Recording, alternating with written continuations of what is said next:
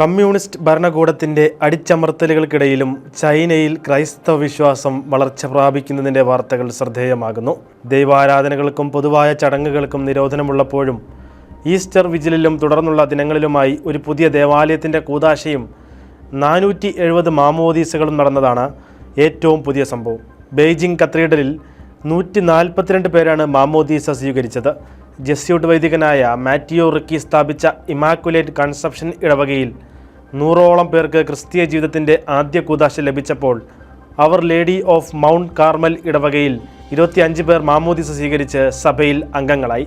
ഷാങ്ഹായിൽ പുതുതായി സ്നാനമേറ്റ 470 പേരിൽ 349 പേർക്കും മാമോദീസ, സ്ഥൈര്യലേപനം, വിശുദ്ധ കുർബാന എന്നീ 3 കൂദാശകളും ലഭിച്ചു.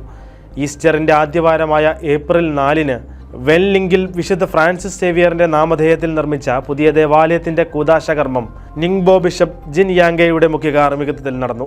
രൂപതയിലെ മുഴുവൻ വൈദികരും പങ്കെടുത്ത ആഘോഷമായ ദിവ്യബലിയിൽ 30ഓളം യുവജനങ്ങളും മുതിർന്നവരും സ്ഥൈര്യലേപനം സ്വീകരിച്ചതും ശ്രദ്ധേയമായി. 8 ദശലക്ഷം യുവാൻ ചെലവിട്ട് നിർമ്മിച്ച ഈ ദേവാലയം രൂപകൽപ്പന ചെയ്തത് ഒരു വൈദികനാണ്. ചൈനയിൽ വളർന്നു വരുന്ന ക്രൈസ്തവ വിശ്വാസത്തിൻ്റെ ഏറ്റവും പുതിയ പ്രതിഫലനമാണ് ഈസ്റ്റർ ദിനങ്ങളിൽ നടന്ന സവിശേഷമായ ഈ സംഭവങ്ങളെന്ന് പൊതുവെ വിലയിരുത്തപ്പെടുന്നു.